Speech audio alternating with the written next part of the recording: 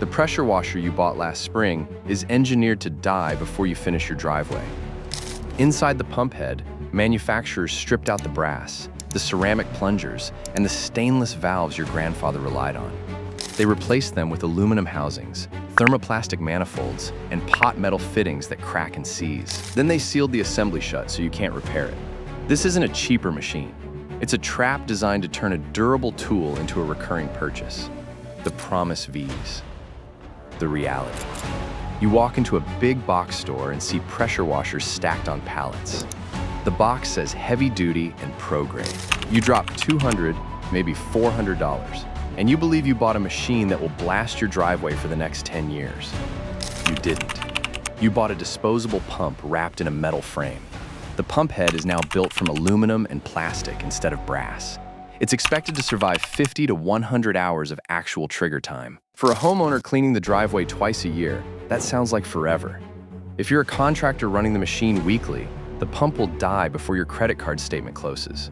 Pumps account for over 40% of a pressure washer's total value. That makes the pump the biggest target when the finance team wants to cut costs. The housing is die-cast aluminum. The manifold cover is injection molded plastic. The valve fittings are pot metal. The whole unit is factory sealed so you can't open it. This isn't cost engineering, it's life cycle engineering. They aren't trying to make the machine cheaper for you. They're trying to make you cheaper for them. Part 1, the brass standard. To understand what they took out, you need to know what used to be there. A pressure washer pump head is the chamber where high pressure water is born. It houses the pistons, the valves, and the seals, all cycling under extreme stress thousands of times per minute.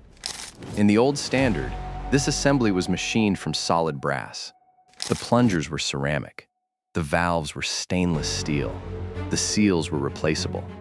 Brass handles the pressure. A solid brass pump head is rated to 3,500 psi or more, and it resists the galvanic corrosion that destroys aluminum in hard water.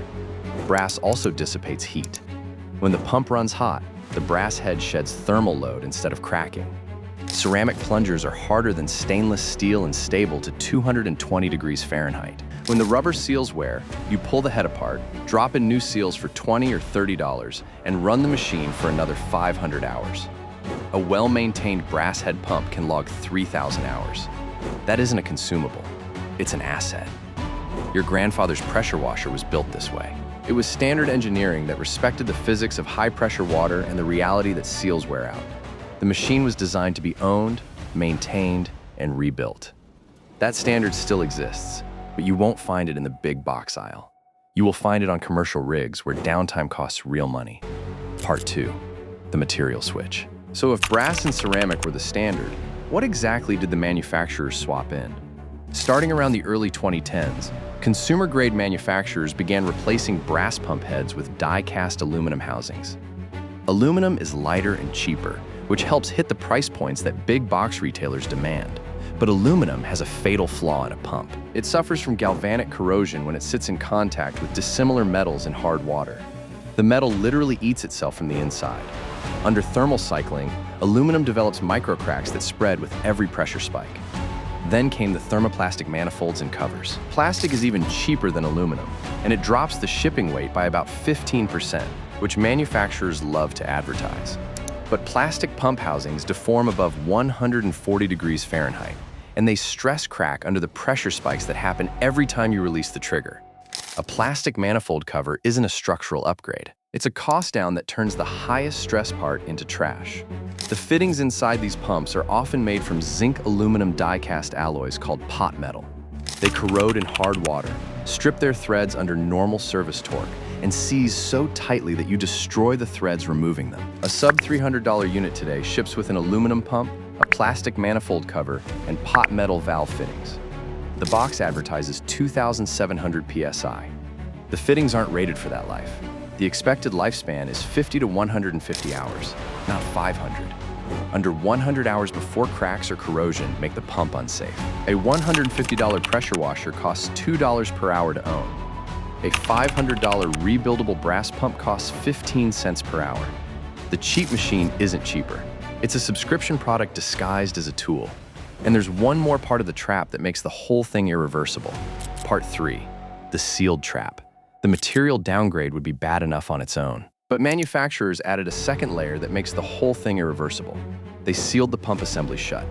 A vintage brass pump had oil fill ports, drain plugs, and accessible valve caps. You could inspect the seals, replace worn plungers, and re-grease the bearings without special tools. The modern consumer pump is factory sealed. The housing is glued, crimped, or molded as one piece. There are no gaskets to replace because there's no seam to open. Generac's own documentation states that their aluminum pump is factory sealed and doesn't require oil servicing. That sounds like convenience. It's a design choice that makes the consumer dependent on replacement rather than repair. When a $2 seal fails inside that sealed housing, you can't fix it. Your only option is to buy a complete replacement pump assembly for $80 to $120, or junk the entire machine. The manufacturer owns the life cycle, not you. This is the same playbook we have seen across the appliance and power tool industries. Sealed modules turn a 10-cent fix into a $400 replacement. The pressure washer industry simply applied the model to a machine that people still think of as a durable tool. It isn't. It's a sealed, disposable pump with a hose attached. How the system connects. Once you see the three pieces together, the picture is unmistakable. The material downgrade cuts the unit cost. The sealed design cuts off repair. The marketing language hides both behind words like heavy duty and commercial grade. The result is a predictable replacement cycle that turns a machine you used to own into a product you rent one purchase at a time. The interaction effects make it worse. The plastic housing can't shed heat like brass, so the seals cook faster. The sealed pump can't be re-greased, so the bearings die sooner. The pot metal fittings corrode in hard water, accelerating leaks that would have been a 5-minute fix with a brass valve replacement. Every cost down amplifies the next failure. The aluminum cracks because it's hot. It's hot because the plastic cover can't cool it. You can't replace the plastic cover because the unit is sealed. The unit is sealed because the manufacturer doesn't want you inside. This isn't an accident. It's a system. The pump is the most expensive component in the machine, representing over 40% of the total system value. When a manufacturer needs to hit a $200 retail price point, the pump is where the cuts happen. They swap brass for aluminum, aluminum for plastic, serviceable for sealed. They wrap it in a frame that looks identical to the machine your grandfather owned. The logo is the trap. You're not buying the same quality. Ryobi recalled 764,000 units for capacitor explosions. Greenworks recalled over 1 million spray guns for handle failures. These are symptoms of the same cost-down culture that treats consumer-grade outdoor power equipment as disposable by design. What you can do. If you're buying a pressure washer, there are 3 things to check before you hand over your money. First, look at the pump head material before you look at the PSI number. If the spec sheet or the box doesn't say brass pump head, assume it's aluminum or plastic. Brass is the minimum for a machine that will outlast its warranty. A brass head with ceramic plungers is still available. Second, ask whether the pump is rebuildable.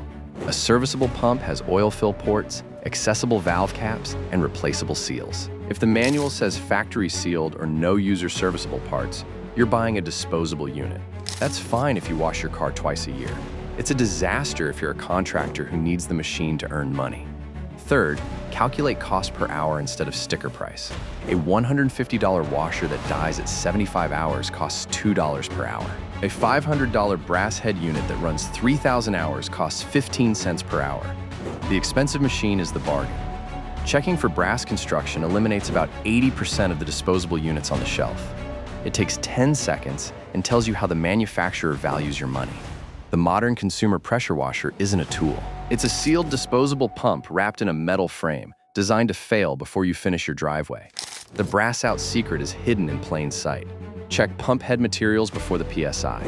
The machine your grandfather owned is still possible to buy. You just have to know what to look for.